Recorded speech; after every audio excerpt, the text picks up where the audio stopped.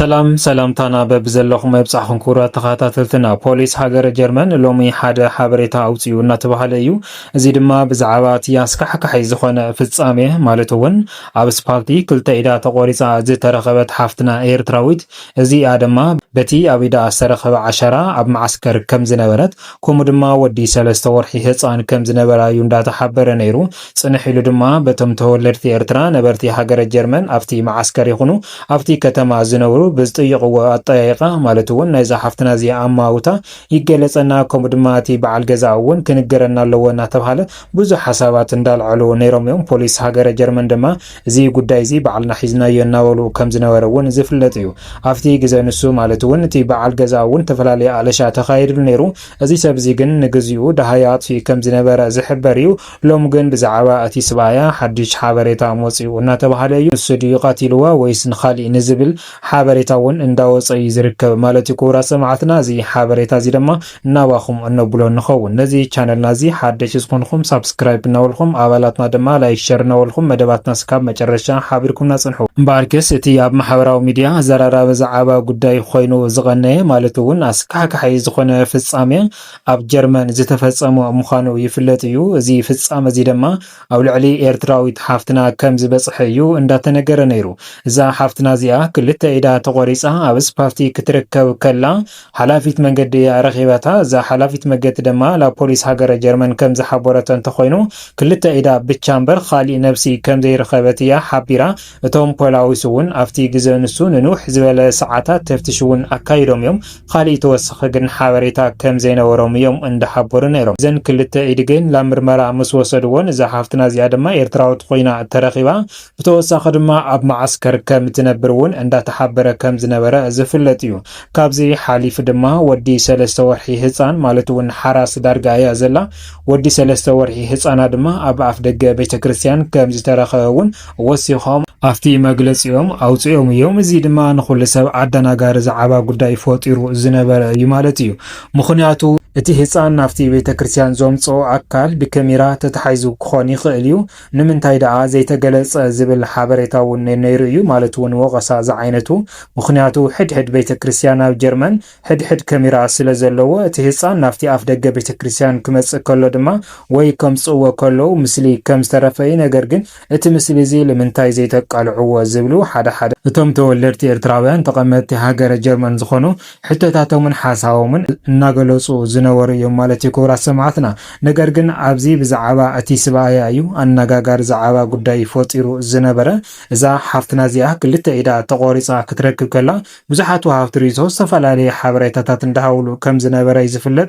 እዚ ግን ፖሊስ እቲ ጀርመን ግን እዘን ክልተ ኢድ ተቆረፃ ዳ ይርከበን እምበር ዝሞተት ወይ ድማ ተቐቲላ ዝብል ሓበሬታ ኣይሃበን። ምክንያቱ እዛ ሰብ እዚኣ ክልተ ኢዳ ተቆሪፃ እምበር ካሊእ ኣካላት እስካብ ዘይተረኸበ ሞይታ ዝብል ዜና እውን ኣይስምዑን ዘለዉ። ነገር ግን ሓደ ወሃብቲ ሪቶ ድሕሪ ክልተ ኢድኻ ምቁራፅ ዝነብር ሂወት ኣይህልውን ስለዚ ድማ ሞይታ እያ እናተባሃለ እውን እናተገለጸ እዩ ዝርከብ ዘሎ ማለት እዩ። ክቡራት ሰማዕትና ነገር ግን ካብዚ ሓሊፉ እቲ በዓል ገዛ እዩ ኣነጋጋሪ ዛዕባ ጉዳይ ፈጢሩ ዝነበረ። እሳ ሞይታ ክትርከብ ከላ በዓል ገዛ ክሳን ከሎ ግድን እዩ ነቲ በዓል ገዛ ክጥርጠር ማለት እዩ። ነቲ በዓል ገዛ ድማ ፖሊስ ከም ዝሓበሮ እንተኮይኑ ኣብቲ ግዜ ንሱ ዝኣለሾ ኣተኣላልሻ ነቲ በዓል ገዛ እውን ከም ዝሰኣነ እዩ ሓቢሩ ነይሩ። እዚ ህፃን ግን ኣብ ኣፍ ደገ ቤተክርስትያን ምስ ተረኸበ ናብ መንግስቲ ከም ዘረከብዎ እዮም ኣብቲ መግለፂኦም ዝሕብሩ ማለት እዩ።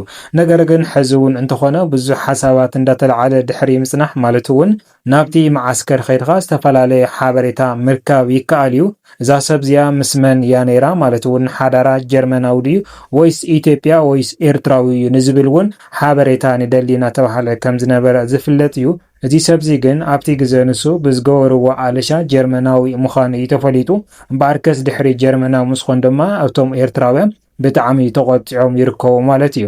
እዚ ሰብዚ ድማ ኣበይ ኣሎ እናተባሃለ ብዝተፈላለየ ተፍትሽን ብዝተፈላለየ ማዕፈናት ዜና እውን እንዳተኣለሸ ከም ዝነበረ ዝሕበር እዩ። ነገር ግን እዚ በዓል ገዛ ሎሚ ኣብ ፈረንሳይ ተረኺቡ እናተባህለ ዘሎ ብዝገርም መልክዑ ኣብዚ ግን ፖሊስ እቲ ጀርመን ዝገበሮ ፈተሻን ኣለሻን ከይድ ነቕና ኣይነሓልፍን። ፖሊስ ጀርመን ብዝገበሮ ጠንካራ ዝኾነ ኣተሓላለዋ እዩ እዚ ሰብኣይ እዚ ኣብ ፈረንሳይ ተረኺቡ ዘሎ ንግዚኡ ድማ ናብ ምርመራ ክፍሊ ኣትዩሎ ማለት እዩ። እዚ ሰብ እዚ ማለት እውን ቀቲልኻያ ተባሂሉ ተጠርጢሩ ዘሎ እስካብ ሕዚ ድማ ካብ ኣፉ ዝተሰምዐ ቃል የለን። ነገር ግን ተተሓይዙ ከም ዘሎ እዩ እንዳተሓበረ ዝርከብ ዘሎ ማለት እውን ቀቲለያ እውን ኣይበለን ኣይቀተልክዋን እውን ኣይበለን። ንግዚኡ በቶም ናይ ሕጊ ኣካላት ጀርመን ተተሓይዙ ኣብ እስር ቤት ከም ዘሎ እዩ እንዳተሓበረ ዝርከብ ዘሎ ማለት እዩ። ክቡራት ሰማዕትና ብዙሓት ወሃብቲ ርእይቶ ድማ ጀርመናዊ ስለ ዝኾነ ምሽጥሩ ይሕባእ ኣሎ ዝብሉ ሓደ ሓበሬታታት እውን ዝነበረ እንትኸውን ነገር ግን ሕጊ ጀርመንን ኤርትራውን ከም ዘይብል ነዚ ሰብ እዚ ድማ ሒዙ ቆፅዓቱ ከም ዝቐፅዖ ኢና ንሕና እውን ንኣምንን ክገብር ዝግብኦን እውን ከምኡ ስለ ዝኾነ ማለት እዩ። ክቡራት ሰማዕትና እዛ ሓፍትና እዚኣ መስካሕካሒ ዝኾነ ፍጻመ ድማ ዝኾነ ይኹን ስደተኛታት ንኸይፍጸም ኢልኻ ዝተሕልፎ ትምህርቲ ዝሓልፍ ሓበሬታ እዩ ማለት እዩ። ክቡራት ሰማዕትና ከቢድ እዩ። ኣብ ዓድማትኻ ኮይንኻ ዘይትፈልጦ ዓዲ ምስ ዘይትፈልጦ ሕብረተሰብ ኮይንኻ ከምዚ ዓይነት ኣቃታትላ ክበፅሐካ ከሎ ብእውነት ብጣዕሚ ክበፅሐካ ከሎ ብጣዕሚ ዘፍርሕ ነገር እዩ ማለት እዩ። ክቡራት ሰማዕትና ስለዚ ብሓፈሻ ፖሊስ እቲ ሃገረ ጀርመን ንማዕኸናት ዜና ጀርመን ዝሓበሮ እንተሃልዩ እቲ በዓል ገዛ ኣብ ፈረንሳይ ከም ዝተሓዘ ምኽንያቱ ድማ እቲ ክልተ ኢድ ተቆሪፁ ካብ ዝርከብ ድሃዩ ስለ ዝተጠፍአ ጥርጣሬ ድማ ኣብቲ በዓል ገዛ ስለ ዝኾነ በዓል ገዛ ሎም ድማ በቶም ናይ ሕጊ ኣካላት ሒዞሞ ኣለዉ እናበልና ኢና ደጊምና ክንሓልፈለኹም ንፈቱ ማለት እዩ። ክቡራት ሰማዕትና እምበኣርከስ ንዝነበረና ጸንሒት ካብ ልቢ እናመስገንና እስካብ መጨረሻ ሓቢርኩም እናጸንሐኹም ድማ ካብ ልቢ ነመስግን። ሰላምታ ይንዓኹም።